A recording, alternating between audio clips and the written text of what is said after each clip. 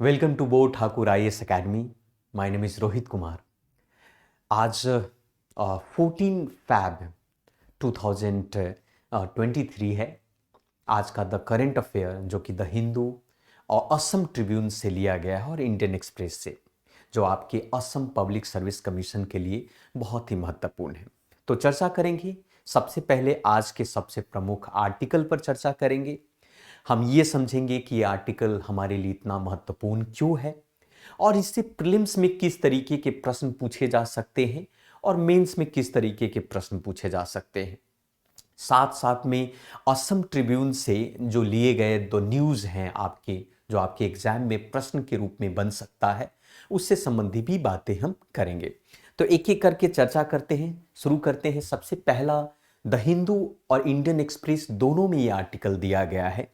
Article है the spirit of the law lies in the dissenting judgment. ये news का संबंध सीधा एक फंडामेंटल राइट्स या कह सकते हैं कि रिलीजन से संबंधित है।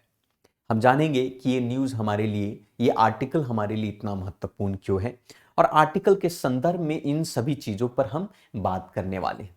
सबसे पहले हम कॉन्टेक्स्ट की बात करेंगे और फिर बात करेंगे कि मेंस में इसका महत्व रोल क्या है और प्रीलिम्स में क्या है।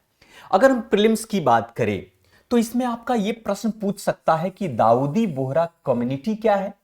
आपके प्रश्न ये भी पूछ सकता है आपके असम पब्लिक सर्विस कमीशन में कि आर्टिकल 17 के बारे में, आर्टिकल 26 के बारे में और चीफ जस्टिस ऑफ इंडिया से आपके प्रीलिम्स में प्रश्न पूछ सकते हैं। ये खास करके असम पब्लिक सर्विस कमीशन की बात मैं कह रहा हूं। दूसरी तरफ मेंस में प्रश्न पूछ सकता है गवर्नमेंट पॉलिसी से संबंधित और उसके इंटरवेंशंस और उससे संबंधित जो वीकर सेक्शन है और सोसाइटी है, उससे कई बार प्रश्न आपके मेंस में भी बन जाते हैं। सबसे पहले हम बात करते हैं कि आखिर ये आर्टिकल कहता क्या है। आर्टिकल की कहानी है कि 1962 में सुप्रीम कोर्ट ऑफ इंडिया का एक जजमेंट आया था। उसमें 4:1 के जजमेंट के आधार पर यह कहा गया था कि group rights over individual freedom के बारे में, कि जो व्यक्तिगत स्वतंत्रता है, व्यक्तिगत स्वतंत्रता से ज्यादा मान्यता दी गई थी ग्रुप राइट्स अर्थात कम्युनिटी राइट्स की, अर्थात कि सामूहिक जो अधिकार है उसकी मान्यता दी गई थी कि व्यक्तिगत मान्यता से ज्यादा सामूहिक जो मान्यताएं हैं वो ज्यादा इंपॉर्टेंट है। और आप सबको पता होगा कि धर्म जो है सामूहिक के बेस के आधार पर होता है। धर्म जो है एक तरीके से एक व्यक्ति के परोक्ष में नहीं किया जाता है। तो इसी से संबंधित इस आर्टिकल के बारे में हम बात करने वाले हैं। सबसे पहले आप ये समझिए कि दाऊदी बोहर्स हैं क्या। दरअसल दाऊदी जो बोहर्स हैं एक तरीके से शिया मुस्लिम है। आप लोग मुस्लिम में दो पंथ के लोग रहते हैं, शिया और सुन्नी। तो ये जो दाऊदी बोहर्स लोग हैं वो करीब, इनका ये शिया मुस्लिम्स हैं जो करीब करीब अगर हम बात करें तो पूरी दुनिया के अंदर में 1 मिलियन अर्थात 10 लाख लोग निवास करते हैं। ये जो शिया मुस्लिम है उनके लीडर का नाम है अल दाई अल मुतलक, इनके लीडर का नाम है। अब इनके लीडर का नाम ये है। अब सवाल ये है कि इनके सदस्य, इस कम्युनिटी के सदस्य जो है पूरे विश्व के अंदर में अगर हम बात करें तो 1 मिलियन लोग रहते हैं, जिसे आप दाऊदी बोहराज के नाम से भी जाना जाता है। अब यहां पर सवाल यह है, कहा जाता है कि जो इन कम्युनिटी के जो लीडर होते हैं, इनके जो नेता होते हैं, वो नेता के पास एक ताकत होती है, शक्ति होती है कि किसी भी व्यक्ति को अगर उस कम्युनिटी या उस समुदाय के नियम और कानून को अगर पालन नहीं करता है तो उसे सदस्यता भंग कर सकता, उसे उस कम्युनिटी से बाहर निकाल सकता है। यहां पर कहता है कि the leader of community recognised by the member as having to right to excommunicate आपको इट्स मेंबर। एक्स कम्युनिकेट का मतलब यहां पर संबंध है कि मतलब कि not being to allowed to access a mosque और बिलोंगिंग टू द कम्युनिटी और बरियल्स डेडिकेटेड रूम। इसका सीधा सा संबंध इससे है कि भाई अगर मान लिया कि दाऊदी बोहराज कमेटी के लोगों ने डिसाइड किया, उनके नेताओं ने डिसाइड किया कि किसी पर्टिकुलर व्यक्ति को हमारे कम्युनिटी से बाहर निकाल दिया जाए, तो उस व्यक्ति को उस समाज से बाहर निकालने के बाद उसकी सदस्यता जब समाप्त हो जाती है तो मस्जिद में जाकर वो नमाज अदा नहीं कर सकता है, वो कब्रिस्तान में अपने परिजन के जो शव को वहां पर दाह संस्कार के तौर पर उसे दफना नहीं सकता है। तो एक तरीके से एक्स कम्युनिकेशंस की ताकत आपको दी गई है। अब पूरी जो इस आर्टिकल में चर्चा की गई है एक्स कम्युनिकेशन से संबंधित। चलिए बात करते हैं कि क्या है। दरअसल क्या है कि एक सरदार सईद तेहर सैफुद्दीन बनाम स्टेट ऑफ बॉम्बे का एक केस आया था और उसमें लीडर ऑफ दाऊदी बोहराज कम्युनिटी के द्वारा जो है एक चैलेंज जो एक पिटीशन दिया गया कि Dai al Mutlaq Bombay prevention excommunication act बनाए गए थे। ये एक्ट ध्यान से समझिएगा, Bombay prevention of excommunication act 1949। अब इस एक्ट के तहत जो है इंडिविजुअल व्यक्ति जिसे समाज से बाहर निकाल दिया जाता है उसका विरोध करता है कि भाई आप ऐसा नहीं कर सकते, इस कानून के तहत किसी भी व्यक्ति को कम्युनिटी से बाहर नहीं निकाल सकते। लेकिन ये कहता है कि ये जो Bombay prevention of excommunication act 1949 जो है ये कहीं ना कहीं दाऊदी बोहराज कम्युनिटी के खिलाफ है। ये क्योंकि भाई दाऊदी बोहराज कम्युनिटी जो है वो अपने सदस्यों को बाहर निकाल सकता है, लेकिन ये एक्ट इसके खिलाफ है। तो इस एक्ट में यह कहा गया कि law prohibited religious community from to expelling to individual from the group of membership. Group of membership से इंडिविजुअल्स को बाहर निकालने की बात करता है। अब इसमें यह कहा गया कि पिटिशनर ने इस बात पर क्लेम किया कि जो दाऊदी बोहराज कम्युनिटीज है कलेक्टिव जो राइट्स हैं टू द रिलीजियस जो फ्रीडम था ये integral part of the religion से, हमारा जो धर्म है उस हमारे धर्म का एक इंट्रीगल पार्ट है। हमारे धर्म में यह कहा गया, हमारे समुदाय में यह कहा गया है कि भाई अगर सदस्य समुदाय के नियम और कानून को बेहतर तरीके से पालन नहीं करता है तो उसे उस समाज से बाहर निकालने की ताकत जो है आपको बोहरा कम्युनिटीज को दिया जाता है। लेकिन ये एक्ट जो है इसका खिलाफ, अर्थात ऐसा नहीं कहता है। अब ये कोर्ट में मामला चला गया। अब कोर्ट ने कहा कि आपका तो right to religion is a fundamental rights, आपको अधिकार देता है, बात सत्य है, परंतु कहीं ना कहीं इंडिविजुअल्स जो राइट्स हैं वो इंडिविजुअल्स राइट्स के खिलाफ है। आप कह रहे हो कि अगर आपको समाज से निकाल दिया जाता है, बोहराज कम्युनिटीज के आपके से निकाल दिया जाता तो वो व्यक्ति मॉस्क में जाकर नमाज प्रार्थना नहीं कर सकता है, वो व्यक्ति जो है कब्रिस्तान में जाकर वो अपने परिजन को एक तरीके से बरियल्स नहीं कर सकता है। तो ये कहीं नहीं कहीं आर्टिकल 17 को आर्टिकल 17 को उल्लंघन करता है, ये बात कही गई। इसीलिए कोर्ट ने इसे डिक्लेयर किया कि ये लॉ जो कानून जो है अनकॉन्स्टिट्यूशनल है। अब यहां पर ये बातें आई, it's a held to Dai's power to excommunication was essential to group of faith, ये उनके ग्रुप ऑफ फेथ के लिए जरूरी है, लेकिन सोशल वेलफेयर के नाम पर, रिलीजियस रिफॉर्म के नाम पर कहीं ना कहीं इंडिविजुअल्स राइट्स के खिलाफ भी है। ये बात ये कोर्ट ने कहा। अब ये मामला चला जाता है, former chief justice of India जो है इस बात को कहते हैं 4:1 से वर्डिक्ट आया और उन्होंने कहा कि he held that कि it was immaterial whether the practice of excommunication was essential to religion।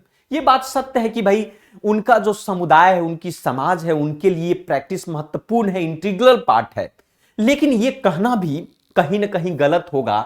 CGI ने इस बात को भी कहा कि आर्टिकल 17 को ये हनन कर रहा है, ये स्ट्रिक्ट इंजंक्शन है। ये उन्होंने इस बात कर कहा कि भाई सत्य है आपकी बोहरा कम्युनिटी के लोग हैं, एक्स कम्युनिकेशन आपकी इंटीग्रल पार्ट है रिलीजन्स का, लेकिन जो व्यक्ति को उस समाज से बाहर निकाला जा रहा है तो कहीं ना कहीं उसके साथ भेदभाव की स्थिति उत्पन्न होती है और उस भेदभाव के अनुसार से आर्टिकल 17 जो है कहीं ना कहीं इसका हनन हो रहा है।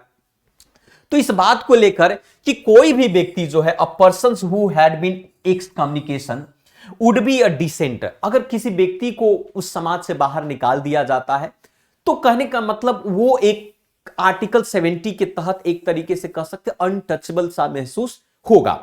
बाद में इस बात पर भी कहा गया कि गवर्नमेंट को इस बात के लिए उन्होंने कहा कि कहीं ना कहीं जजमेंट को फंडामेंटल राइट्स के अनदर राइट्स को भी बैलेंस करने की आवश्यकता है। अब यहां पर एक मुद्दा आता है जस्टिस ASO का judgement central board of Dawoodi Bohra community बनाम स्टेट ऑफ महाराष्ट्र की।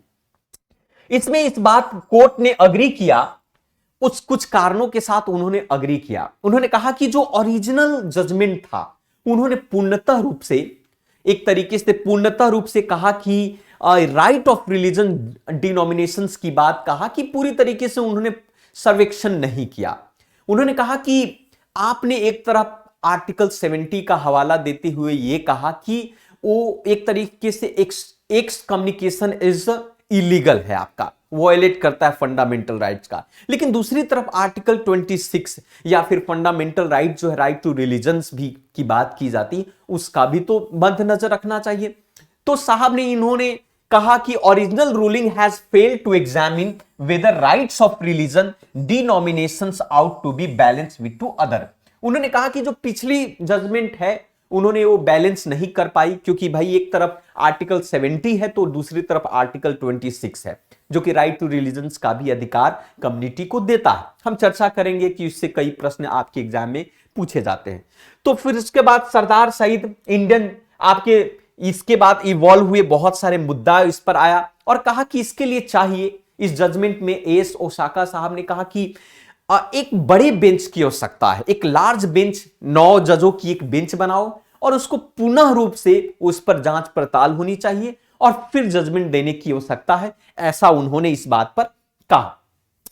अब बात करते हैं इसी के अंदर में सब्जेक्ट ऑफ कॉन्स्टिट्यूशनल मोरालिटी की, कि भाई सब्जेक्ट ऑफ कॉन्स्टिट्यूशनल मोरालिटी क्या है। जैसा कि मैं शुरुआती दौर में हमने कहा, आर्टिकल 26 की बात की, आर्टिकल 17 की बात की। आर्टिकल 26 कहता है कि भाई एक तरीके से रिलीजियस राइट ऑफ रिलीजन्स और डिनोमिनेशंस की बात करता है। कहता है कि भाई पब्लिक ऑर्डर हो, मोरालिटी हो, हेल्थ हो, इन सभी को मद्देनजर रखते हुए एक तरीके से राइट टू रिलीजन्स की बात करता है, धर्म की अधिकार है, ऐसा फंडामेंटल राइट्स हमारा कहता है। हम पढ़ेंगे आर्टिकल 25 से लेकर 28 तक राइट टू रिलीजन से संबंधित चीजों पर बात करता है, जो कि आपके एग्जाम में अक्सर प्रश्न पूछे जाते हैं। अब इन सभी चीजों में कहा कि सरदार सैयदाना टू लार्ज बेंच की बात उन्होंने कहा, जस्टिस ओका ने कहा था कि morality today must be to understood to means of constitutional morality. उन्होंने कहा कि यहां पर मोरालिटी का तात्पर्य है कॉन्स्टिट्यूशनल मोरालिटी। कहने का तात्पर्य है कि भाई कॉन्स्टिट्यूशनल मोरालिटी जो है यहां पर इंपॉर्टेंट है, इसे समझने की जरूरत है और इसके अनुसार से, इस कम्युनिकेशंस के अनुसार से इस पर बात करने की कहा कि इसके कॉन्सिक्वेंसेस को समझने की जरूरत है, एक्स कम्युनिकेशन के कॉन्सिक्वेंसेस को समझने की जरूरत है। और freedom of religions of India की अगर हम बात करें, यहां पर आप देख सकते हैं कि फंडामेंटल राइट्स गारंटी है आर्टिकल 25 से 28 के अंदर में, आपको कॉन्स्टिट्यूशन ऑफ इंडिया के अंदर में बात कही गई। आर्टिकल 25 कहता है कि freedom of conscience and the free profession practice to propagation of religion.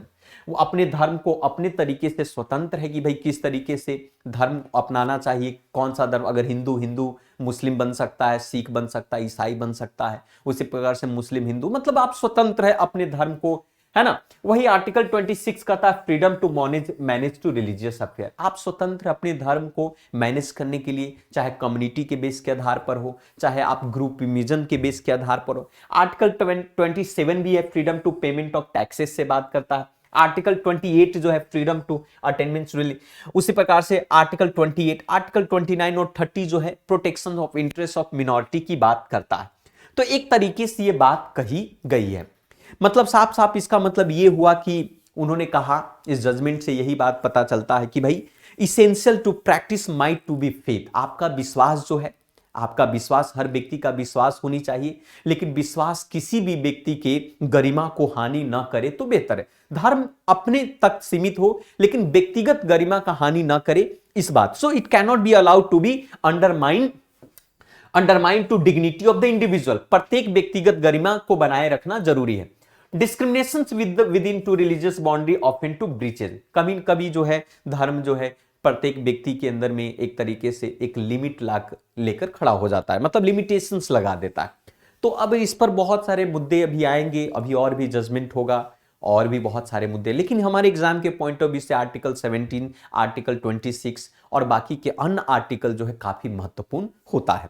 एक प्रश्न है, इससे हम चर्चा कर लेते हैं। एक प्रश्न, इससे कई बार प्रश्न पूछे जाते हैं, कहता है which of the following articles of the Indian constitution contain to right to religious freedom. Right to religious freedom जो है आप सभी को पता होगा कि आर्टिकल 25 से लेकर आर्टिकल 28 ये राइट टू रिलीजियस फ्रीडम की बात करता है, मतलब कि भाई धर्म की स्वतंत्रता की बात यहां पर करता है ना। बाकी चलिए अब चलिए बात करते हैं नेक्स्ट न्यूज की, बात करते हैं जो आपके एग्जाम के लिए महत्वपूर्ण है। ये न्यूज है आपका खास करके अर्थक्विक से संबंधित, अर्थक्विक ऑफ, आप हाल फिलहाल की बात है 12 की बात है, आपको असम के नागाओन में अर्थक्विक देखने को मिला। वो भी मैग्नीट्यूड उसका जो था 4th था। ये क्षेत्र है जहां पर आपको देख रहे हैं यहां पर, तो earthquake of 4 magnitude hits to Nagaon Assam में ये देखने को मिला है ना। अभी हाल फिलहाल में आपने ये भी देखा था कि भाई साथ साथ में आपको टर्की के अंदर में एक भयंकर से अर्थक्वेक के कारण टर्की में बहुत ज़्यादा डिजास्टर स्थिति उत्पन्न हुई वहाँ पर, ये देखने को वहाँ पर मिला है। तो असम में भी मैग्नीट्यूड जो है बहुत ही कम है, लेकिन 4 मैग्नीट्यूड है, लेकिन फिर भी बहुत सारे जान माल की खतरे वहाँ को देखने को मिले हैं। खास करके अर्थक्वेक में 4 मैग्नीट्यूड देखने को मिला है रिक्टर स्केल पर। रिक्टर स्केल की बात करें, मेजरमेंट करता है अर्थक्वेक के मैग्नीट्यूड को। कई बार प्रश्न इससे पूछे जाते हैं आपके एग्जाम में। तो ये अर्थक्वेक कहां था भाई? तो नागौन है असम का, वहीं पर देखने को मिला संडे को 4:18 पर। ये दोपहर के समय की बात है। अर्थक्वेक देखने करीब 10 किलोमीटर तक एक क्षेत्र में है, ऐसा नेशनल सेंटर फॉर सेस्मोलॉजी ने ये कहा है। मैग्नीट्यूड 4 है आपका। लोकेशन क्या था? नागौन था, असम का जिला। एनसीएस ने इस बात को बताया है। थोड़ा सा ये भी समझ लेते हैं कि अर्थक्वेक होता क्या है। अर्थक्वेक दरअसल जो है एक तरीके से कह सकते हैं कि नेचुरल डिजास्टर है। पृथ्वी के जो परत का सेकिंग होना अर्थक्वेक कहलाता है। अगर सामान्य भाषा में कहे तो damage of building infrastructure earthquake के कारण मोर कॉमन होता है। मोस्ट डिवेस्टिंग नेचुरल डिजास्टर है सेकिंग टू द ग्राउंड।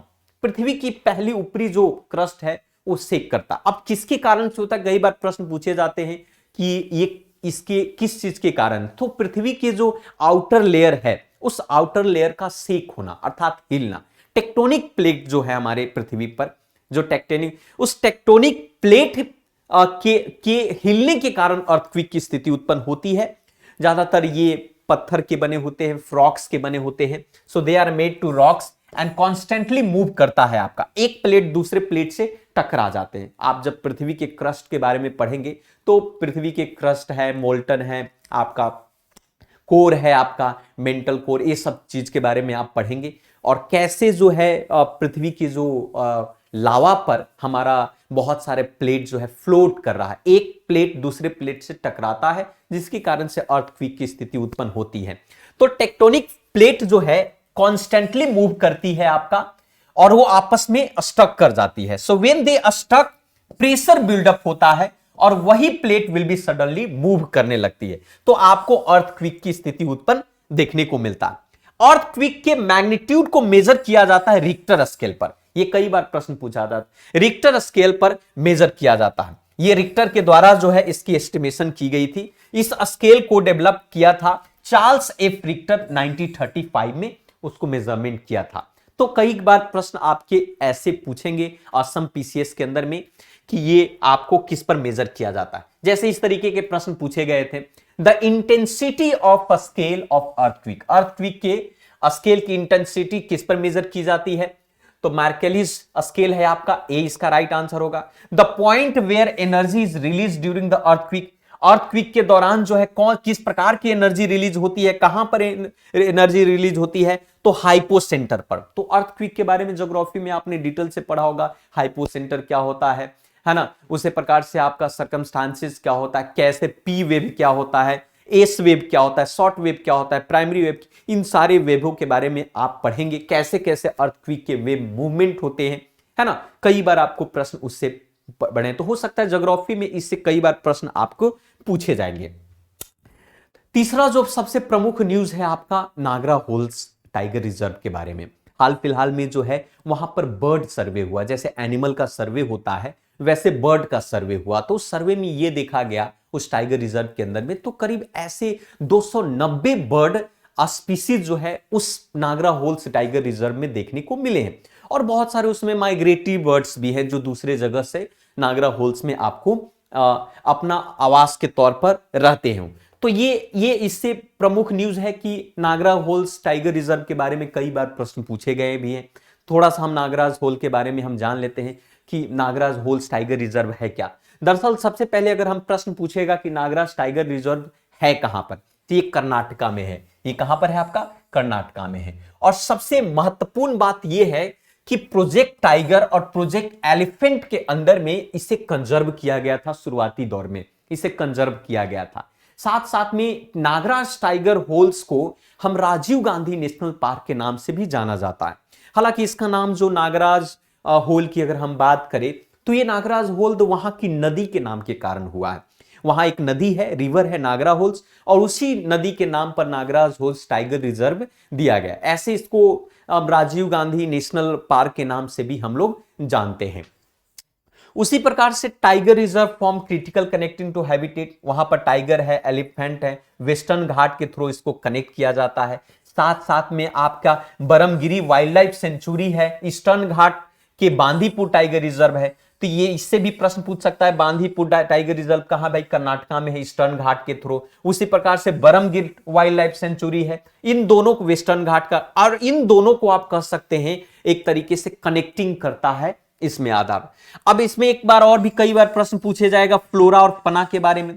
फ्लोरा जो होता है पेड़ पौधे की बात कर सकते हैं, और फना को कह सकते हैं कि जानवर के बारे में। बहुत सारे ऐसे जानवर है, उसको एनवायरमेंट में उसको नाम फना कहा गया, और फ्लोरा कहा गया आपको खास करके आपको कहा गया पेड़ पौधे से संबंधित। तो फ्लोरा की बात कहे तो मॉइस्ट डेसिडियस फॉरेस्ट है वो, जहां पर आपको टीक, सागवान हुआ, रोज वुड्स हुए। वहीं पर फना में आपका टाइगर है, लेपर्ड हुआ, एशियाटिक वाइल्ड डॉग हुआ, स्लॉट बियर हुआ, एशियाटिक एलिफेंट है, सांभर है, चीता है। ये बहुत सारे जानवर जो है इसमें आपको रहते हैं नागरा होल्स। तो याद रखिएगा, नागर होल्स से एक प्रश्न पूछा गया था 2016 इन 2016 Kanchenjunga national park was inscribed in UNESCO world heritage site. So this national park is located in, Kanchenjunga का नाम आप लोगों ने सुना होगा, है ना। सो यूनेस्को में आपको कह सकते हैं कि वर्ल्ड हेरिटेज साइट पर उसको काउंट किया गया है। तो ये कहां है? तो ये सिक्किम में है। इस तरीके के प्रश्न पूछे जाते हैं। उसी प्रकार से एक प्रश्न ये भी पूछा गया था, being homes to 90% of India's tiger population is called tiger state of India. अब इनमें से कौन ऐसा राज्य है जहां पूरे भारत का 19% आपके टाइगर इस राज्य में है? तो खास करके इसका राइट आंसर आपका मध्य प्रदेश है। तो ऐसे प्रश्न आपको कई बार पूछे जाते हैं।